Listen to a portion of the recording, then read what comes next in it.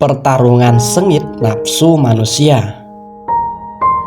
Alkisah ada pertempuran sengit tentang nafsu manusia ketika Allah Ta'ala menjadikan nafsu dalam dua bentuk, yaitu nafsu mutmainah dan nafsu lawamah. Bukankah aku ini Tuhanmu? Berkata Allah kepada kedua nafsu tersebut. Lantas nafsu mutmainah menjawab, "Benar ya Allah, kami bersaksi, Engkaulah Tuhan kami." Nafsu ini senantiasa tunduk dan patuh terhadap perintah Allah. Ia mengakui bahwa Allah lah yang paling tinggi. Nafsu mutmainah lah yang akan mengarahkan manusia agar selalu mendengarkan perintah Allah. Orang-orang yang memihak pada nafsu mutmainah akan selalu diridhoi Allah. Namun hal yang sama tak terjadi pada nafsu lawamah. Ketika ditanya pertanyaan yang sama, ia terdiam, tidak menolak tapi juga tidak mengiyakan. Karena itu Allah memasukkan nafsu lawamah ke dalam neraka Jahim. Walau dihadapkan pada api neraka Jahim, nafsu ini tetap diam. Setelah diangkat dari tempat terhina itu, Allah kembali menanyakan hal yang sama. Namun nafsu lawamah masih tak bergeming. Kemudian Allah tempatkan nafsu lawamah di neraka Jahanam. Api neraka telah membakar nafsu ini, sedang ia masih membisu. Setelah diangkat lagi dan ditanyakan hal yang sama, ia masih bungkam. Akhirnya Allah menempatkan nafsu lawamah ke neraka Wail, neraka yang menyiksa penghuninya dengan suhu yang sangat dingin. Nafsu ini ternyata tak tahan dan berteriak meminta ampun seraya berkata, "Benar, ya Allah, kami bersaksi, Engkaulah Tuhan kami." Lalu Allah mengangkat dan dijadikan satu dengan nafsu mutmainah. Nafsu lawamah mempunyai sifat yang bertolak belakang dengan mutmainah. Ia terus saja mengingkari bahwa Allah adalah Tuhannya. Sifat pembangkangnya itu yang kemudian membuat Allah memasukkannya ke dalam neraka Wail. Orang-orang yang memihak pada nafsu lawamah akan selalu mengedepankan kepentingan pribadi dan membela pada keadaan.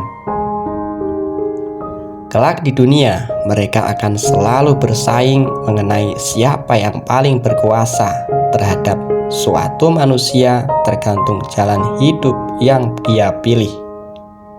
Jika seseorang hendak beramal dengan keadaan uang yang pas-pasan, maka berkatalah nafsu mutmainah, "Sesungguhnya uang yang engkau amalkan akan menolongmu ketika di hari pembalasan."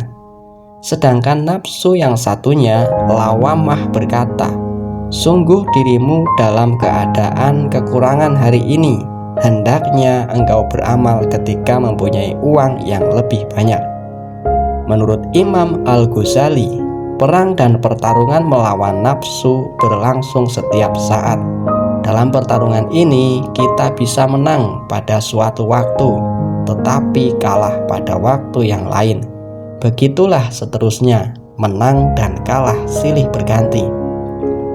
Namun, bagi orang-orang tertentu yang terpelajar dan terlatih, serta mendapat pertolongan dari Allah, mereka mampu menaklukkan dan keluar sebagai pemenang. Mereka itulah yang dinamakan petarung sejati. Allah Subhanahu wa Ta'ala menjanjikan kemuliaan dan surga kepada mereka. Dan adapun orang-orang yang takut kepada kebesaran Tuhannya dan menahan diri dari keinginan nafsunya, maka sesungguhnya surgalah tempat tinggalnya. Quran Surat Al-Naziat ayat 40 dan 41. 3 tingkatan perang melawan hawa nafsu. Di dalam buku Mizan Al-Amal, Imam Ghazali menyebutkan 3 tingkatan manusia dalam pertempuran hawa nafsu.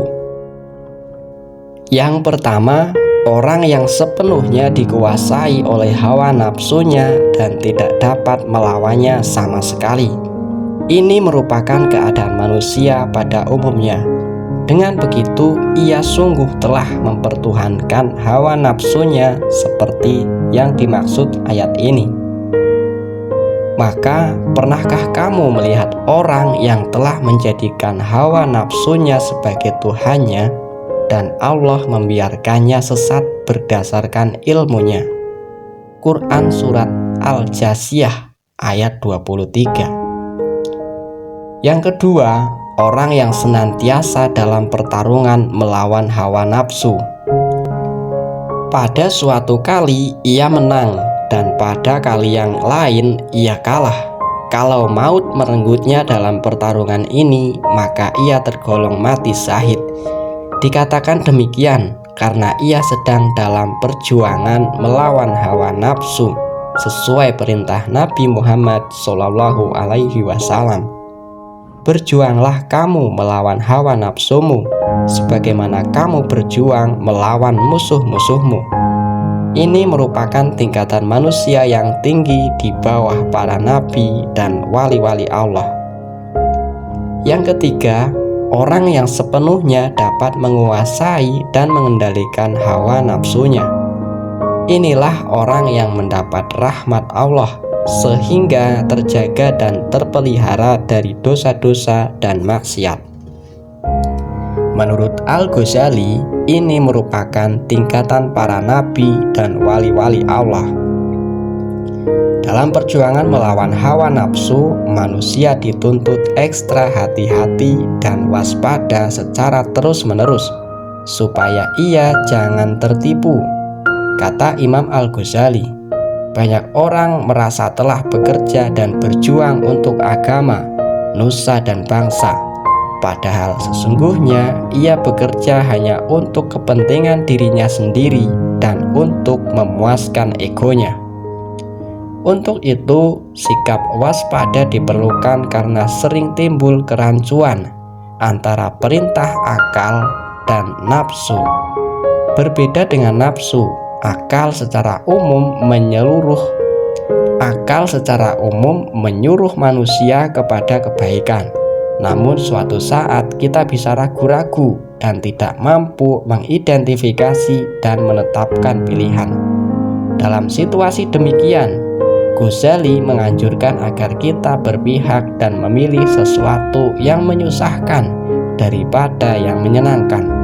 Alasannya, kebaikan pada umumnya menuntut kerja keras dan pengorbanan, sehingga terkesan menyusahkan, kata Nabi Muhammad SAW. Surga dipagari oleh hal-hal yang tidak disukai, sedangkan neraka diliputi oleh hal-hal yang menyenangkan. Dibacakan dari sindonews.com.